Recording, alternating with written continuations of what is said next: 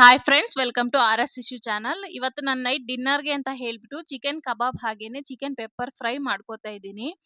ಅದಕ್ಕೆ ಅಂತ ಹೇಳಿ ಚಿಕನ್ ಎಲ್ಲ ವಾಶ್ ಮಾಡ್ಕೊಂಡು ಸೈಡ್ಗೆ ಇಟ್ಕೊಂಡಿದ್ದೀನಿ. ಅದಾದ್ಮೇಲೆ ಒಂದು ಸಣ್ಣ ಪಾತ್ರೆ ತಗೊಂಡು ಅದರಲ್ಲಿ ಚಿಕನ್ ಕಬಾಬ್ಗೆ ಅಂತ ಹೇಳ್ಬಿಟ್ಟು ಪೀಸ್ ಎಲ್ಲ ಎತ್ತಿಟ್ಕೋತಾ ಇದ್ದೀನಿ, ಮೆತ್ತಗಿರೋ ಪೀಸು. ಚಿಕನ್ ಕಬಾಬ್ಗೆ ಮೆತ್ತಗಿರೋ ಪೀಸ್ ಆದರೆ ಚೆನ್ನಾಗಿರುತ್ತೆ ಅಂತ ಹೇಳ್ಬಿಟ್ಟು ಹಾಗೇನೆ ಅದೊಂದು ಹಾಫ್ ಅನ್ ಅವರ್ ಅಥವಾ 1 ಅವರ್ ಮುಂಚೆನೆ ಮಸಾಲೆ ಹಾಕಿ ತಡ್ಸಿ ನೆನೆಸಿಟ್ಬಿಟ್ರೆ ಅದು ಚೆನ್ನಾಗಾಗುತ್ತೆ ಅಂತ ಎಲ್ಲ ಸೈಡ್ಗೆ ಇಟ್ಕೊಂಡು ಮಸಾಲೆ ಎಲ್ಲ ಹಾಕಿ ಎತ್ತಿಡ್ತಾ ಹಾಗೇನೆ ಚಿಕನ್ ಪೆಪ್ಪರ್ ಫ್ರೈ ಹೇಗ್ ಮಾಡೋದು ಅಂತ ಪ್ರಾಸೆಸ್ ನೋಡೋಣ ಬನ್ನಿ. ಅದಕ್ಕೆ ಅಂತ ಹೇಳ್ಬಿಟ್ಟು ಒಂದು ಕುಕ್ಕರ್ ತಗೋತಾ ಇದ್ದೀನಿ.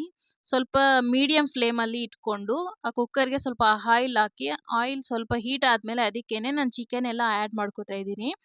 ಚಿಕನ್ ಎಲ್ಲ ಆ್ಯಡ್ ಮಾಡಿಬಿಟ್ಟು ಸ್ವಲ್ಪ ಹೈ ಫ್ಲೇಮಲ್ಲಿ ಇಟ್ಕೊಂಡು ಅದನ್ನ ಕಲಿಸ್ಕೊಂಡು ಸ್ವಲ್ಪ ಉಪ್ಪು ಹಾಕ್ಕೋತಾ ಇದ್ದೀನಿ. ಉಪ್ಪು ಹಾಕ್ಕೊಂಡು ಚೆನ್ನಾಗಿ ಕಲಿಸ್ಕೋತಾ ಇದ್ದೀನಿ.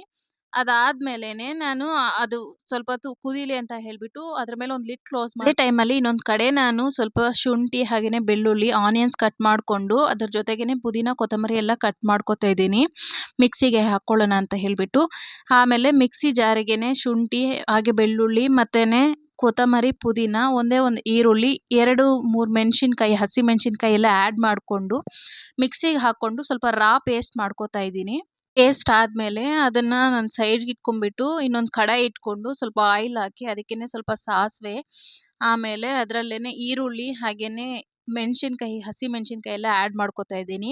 ಅದು ಸ್ವಲ್ಪ ಚೆನ್ನಾಗಿ ಫ್ರೈ ಆದಮೇಲೆ ಅದಕ್ಕೇನೆ ನಾನೇನು ರಾ ಪೇಸ್ಟ್ ಮಾಡಿಟ್ಟಿದ್ನಲ್ಲ ಆ ಪೇಸ್ಟ್ ಆ್ಯಡ್ ಮಾಡಿ ಅದರಲ್ಲಿರೋ ಹಸಿ ವಾಸನೆ ಎಲ್ಲ ಹೋಗಿ ಆಯಿಲ್ ಹೊರಗಡೆ ಬಿಟ್ಕೊಳ್ಳೋವರೆಗೂ ಫ್ರೈ ಮಾಡಿ ಅದಕ್ಕೇನೆ ನಾನು ಬಂದ್ಬಿಟ್ಟು chicken fry masala 1 tablespoon, garam masala 1 tablespoon, ಧನಿಯಾ powder 1/2 tablespoon, pepper powder 1/2 tablespoon, salt ಹಾಕ್ಕೊಂಡು ಚೆನ್ನಾಗಿ ಮಿಕ್ಸ್ ಮಾಡಿ 20 ಮಿನಿಟ್ಸ್ ಅದನ್ನ ಕುಕ್ ಮಾಡ್ಕೋಬೇಕು. ಮಧ್ಯ ಮಧ್ಯದಲ್ಲಿ ಕಲಿಸ್ಕೋಬೇಕು. ಅದಾದಮೇಲೆ 20 ಮಿನಿಟ್ಸ್ ಆದಮೇಲೆ ನೀವು ಅದಕ್ಕೆ ಸ್ವಲ್ಪ ಕೊತ್ತಂಬರಿ ಆ್ಯಡ್ ಮಾಡಿಕೊಂಡು ಇಳಿಸ್ಕೊಂಡು ಒಂದು ಪ್ಲೇಟಲ್ಲಿ ಸರ್ವ್ ಮಾಡ್ಕೊಳ್ಳಿ.